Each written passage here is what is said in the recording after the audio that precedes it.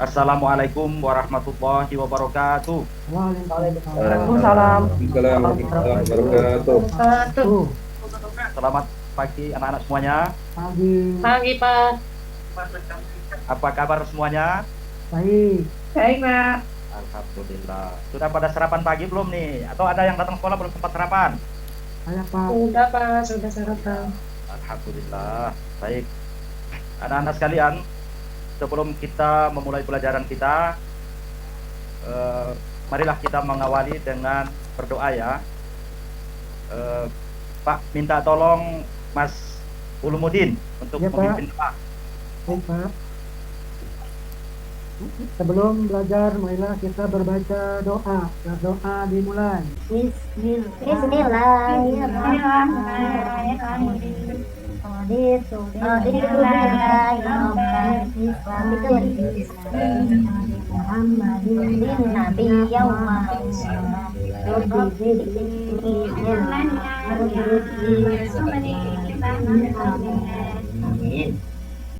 Anak-anak sekalian, sebelum kita memulai pelajaran pada pagi hari ini, ingin Pak Sab, belajar adalah kewajiban.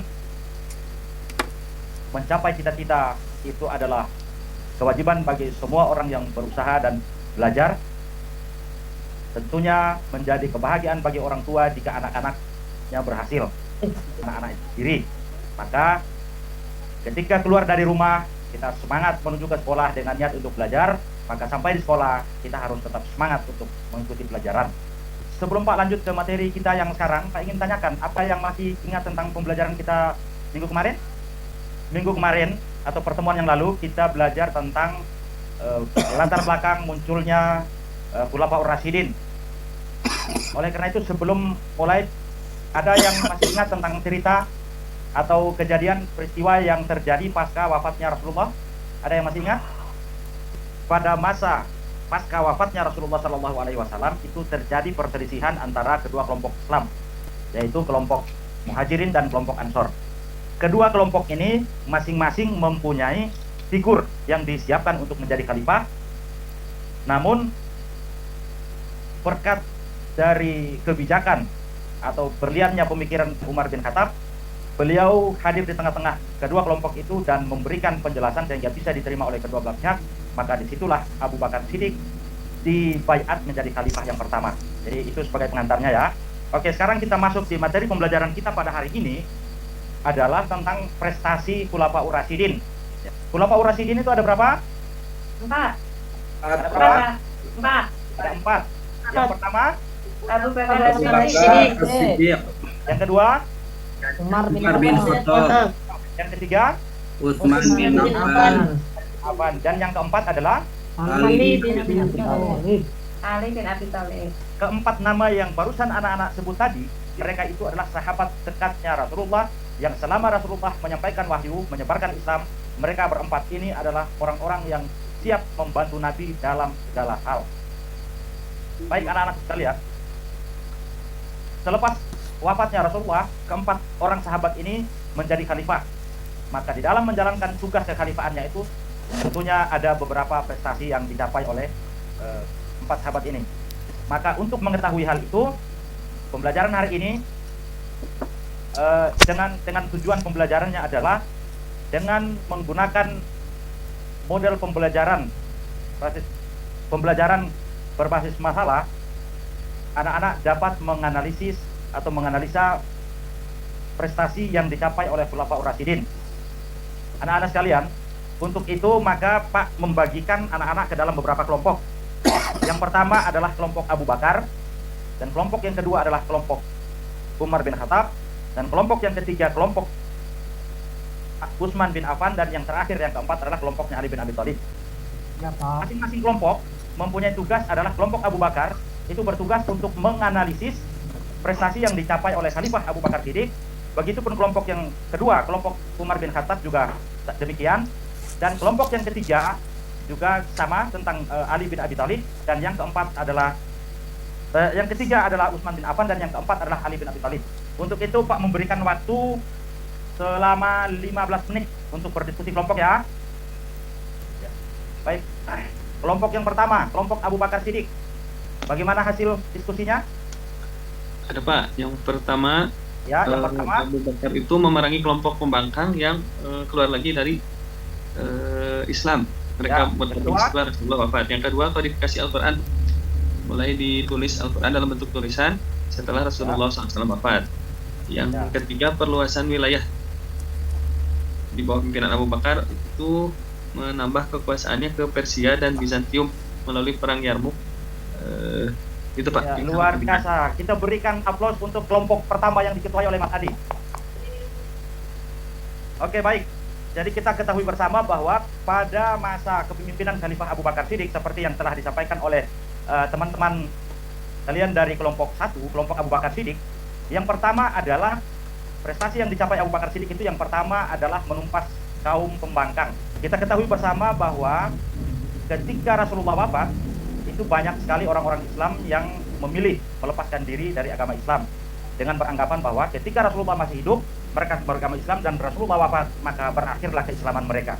Bahkan mereka secara terang-terangan enggan untuk membayar zakat. Berkaitan dengan persoalan zakat ini, Abu Bakar Siddiq sangat tegas sampai beliau mengutarakan pernyataan bahwa andai saja zakat itu seutas tali unta dan mereka tidak tunaikan, maka niscaya akan kuperangi mereka. Termasuk diantaranya adalah memerangi nabi palsu dan lain sebagainya. Kelompok Umar bin Khattab, siap? Oh ya, kelompok Umar. Ya, kelompok Umar. Pertama itu perluasan wilayah Islam, dakwah Islam. Kedua, mengatur administrasi dan keuangan pemerintah. Ya, Ketiga, menetapkan kalender Hijriah. ya, Yang terakhir yaitu membentuk Dewan Pemilihan Khalifah. ya. Ya, kita berikan tepuk tangan untuk kelompok Umar bin Khattab. Oke. Oke, baik. Yang pertama adalah perluasan wilayah dakwah Islam. Ya. Ini sama halnya seperti dilakukan oleh pada masa khalifah sebelumnya, yaitu Khalifah Abu Bakar Siddiq juga melakukan hal yang sama. Kemudian yang kedua dilakukan oleh Khalifah Umar bin Khattab adalah mengatur administrasi dan keuangan pemerintahan. Jadi pada masa Khalifah Umar bin Khattab ini administrasi pemerintahan sudah mulai tertata, sudah mulai berjalan, sehingga salah satu kelebihan dari atau kehebatan prestasi dari Umar bin Khattab ini sampai beliau mendapat julukan Bapak Administrator Dunia. Karena memang pada masa pemerintahannya ini, pemerintahan mulai tertata dengan baik, para pegawai sudah digaji oleh pemerintah. Sampai di sini ada pertanyaan? Jelas. Oke, ya.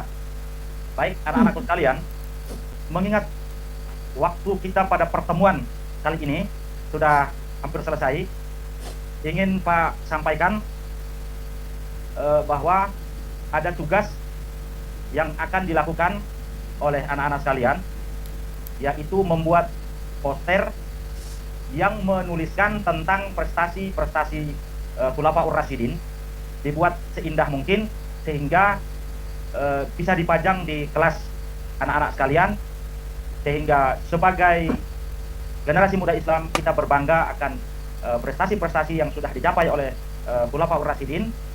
Mereka adalah pendobrak dari berbagai macam hal-hal yang baik yang sampai hari ini dapat masih kita nikmati. Dan sebagai bahan evaluasi, bagaimana pendapat kalian tentang pembelajaran kita hari ini? Alhamdulillah Pak, bisa dipahami. Oke, baik. Ya, anak-anak sekalian, sebelum Pak akhiri, perlu Pak ingatkan bahwa minggu depan kita akan lanjut dengan pembahasan untuk kelompok yang ketiga dan keempat. Maka dari itu, sebelum kita memulai pembelajaran, teman-teman dari kelompok 3 dan 4 mohon untuk mempersiapkan diri dengan baik. Sedangkan kelompok yang lain yang sudah melakukan diskusi dan mempresentasikan hasilnya, tetap terus belajar di rumah. Jangan lupa membantu orang tua. Kewajiban anak adalah membantu orang tua, dan jangan lupa sholat dan mengaji. Baik, hari ini cukup sampai di sini. Semoga Allah memberikan keberkahan atas pertemuan kita pada hari ini. Marilah sama-sama kita akhiri dengan melafadzkan hamdalah. Alhamdulillah. Wassalamualaikum warahmatullahi wabarakatuh.